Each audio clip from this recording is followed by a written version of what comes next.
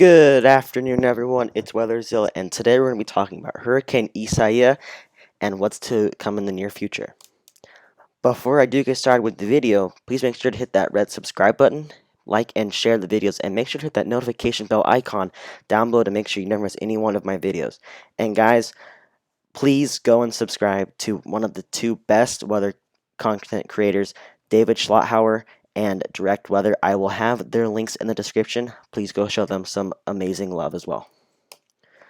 So here is the National Hurricane Center's update that came out at 11 o'clock today. As you can see, there's Hurricane Isiah making its way just east of Cuba, and then there's two little tropical waves that are back here that aren't going to form, in my opinion, but just a little update here about where its current track is. So here we're talking about all the disturbances. So here with the tropical waves coming off, looks like it's just going to miss the Leeward Islands and just kind of die off in the middle of the Atlantic, while this tropical wave just kind of stay put and not really form into anything. So here is the wind speed probabilities. As you can see, right here is where the storm is right now. So it looks like there's going to be winds at around 40 to 50 miles an hour with a little spot right here in the upper 70s, but it looks like the winds will decrease once it gets closer to that Florida Gulf Coast at around 20 to 30 miles an hour. So here we have the arrival times of tropical storm force winds. So here looks like there's going to be 100% winds of tropical storm force winds as it makes its way just to Florida, and then it's gonna, once it goes up the coast, it looks like it's going to kind of die off with the winds. But it looks like Saturday at 2 in the morning, Florida could start to see some impacts, and then it moves its way up into the Carolinas Sunday and Monday with these winds, and then up into Maine and the outskirts of New York around Tuesday morning. So here is the expected rainfall from the National Hurricane Center. As you can see here on the right, we have the amount of inches that they are predicting, and here is the Florida coast. So it looks like this storm is just going to be a coastal storm. Looks like it's not going to make much landfall, as it does a little bit right here. It's going to be around 4 inches, but other than that, looks like Florida's just going to look and receive at around 2 to 4 inches of rain, and then out in the Atlantic, like it's going to be getting 4 to 6 inches of rain with these storms. So here is a surface wind field. So here we have hurricane warnings for the Bahamas, and they have now just put hurricane warnings for the Florida coast. And here is the wind field right here. As you can see, the hurricane is right here, and it's going to make its way up north to the Bahamas, and it's going to kind of right along that Florida Gulf Coast. And Florida is under a hurricane watch, as you can see with this color right here. So here are the key messages for your Hurricane Isiah. Isiah will produce very heavy rains and potentially life-threatening flash flooding and mudslides across the Dominican Republic, northern Haiti, Turks, and the Bahamas. Heavy rains associated with Isiah may begin to affect South and East Central Florida late Friday night and the Eastern Carolinas by early next week, especially in low-lying and poorly drained areas. Isolated minor river flooding is possible in the Carolinas. So as you can see here, it looks like the main threat will just be the normal flooding. Looks like maybe a little bit of tropical winds, but other than that, I think it's just going to be that's kind of a flood threat. Hurricane conditions and dangerous storm surges are expected in portions of the Bahamas today and Saturday, and hurricane warnings are in effect. Preparations to protect life and property should be rushed to completion. So basically, storm surges are basically how high the waves are once it comes back towards land, as the hurricane will suck up all that warm air and it will just push it once it gets close to that coast, and that can cause torrential flooding, damage to houses. It could wipe houses completely off their foundations, and could be a drowning death or life effect. Tropical storm conditions are expected, with hurricane conditions possible along portions of the Florida East Coast beginning Saturday, and a tropical storm warning and hurricane watch are in effect. Storm surge watches or warnings could be needed for parts of this area this afternoon. So for Florida, just be ready for a couple of storm surges, and please be checking your local news station to be keeping track with this storm, and be ready to go if it does become a hurricane warning. Please take that into your preparation for your planning, and please just be careful out there. Number 4, there is a risk of impacts from winds, heavy rainfall, and storm surges from the beginning late this weekend along the Florida coast and spreading northward along the remainder of the U.S. East Coast throughout next week. It's basically just repeating the same thing: wind, heavy flooding, heavy rain, storm surges, stuff like that was common. But yeah, don't underestimate this at all. So here is the National Hurricane Center's updated track.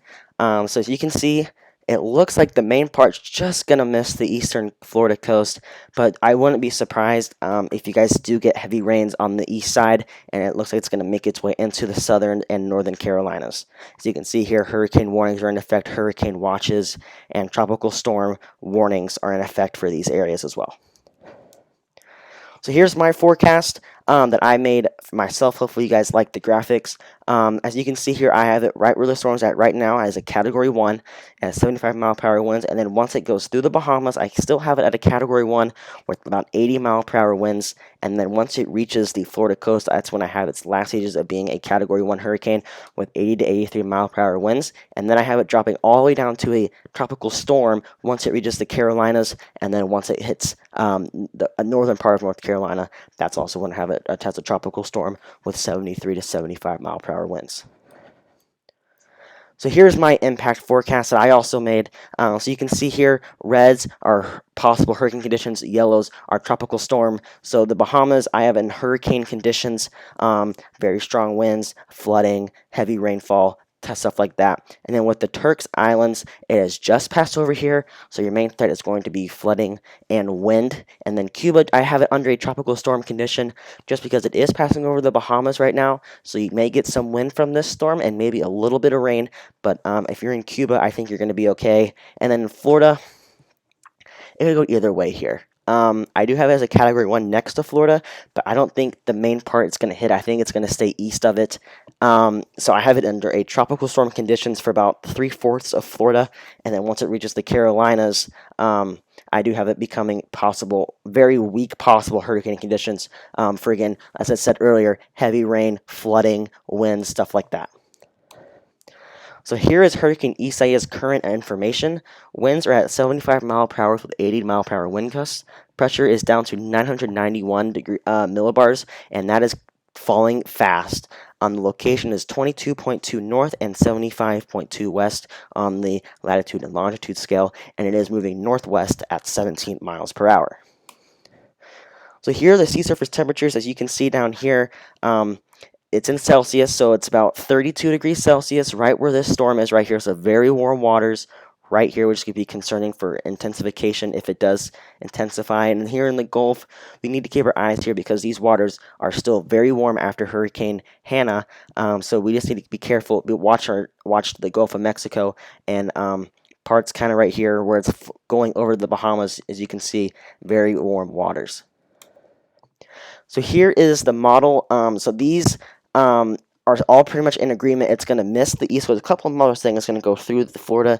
I don't think that's going to happen. I think I'm going to agree with these. It's going to go east and then make its way into North and South Carolina and make its way up and around the coast. Same with here with the GFS. These models are a little bit off in my opinion. As you can see, most of them I have them going through Florida and then going all the way out. I don't know what this model is doing, having it coming all the way out here. I don't think that's going to happen. I think it's just going to keep going into the Carolinas and then making its way out towards the sea.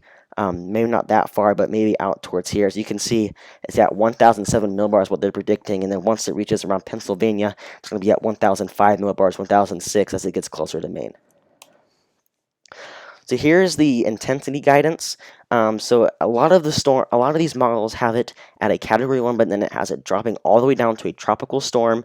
And about 36 to 48 hours, most of them agree that it's going to drop down to a tropical storm.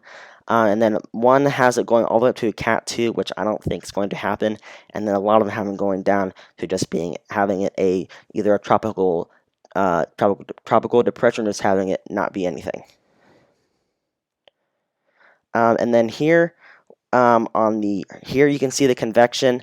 You can see there's three main areas of a little bit convection. A little bit of convection starting to form down here a little bit.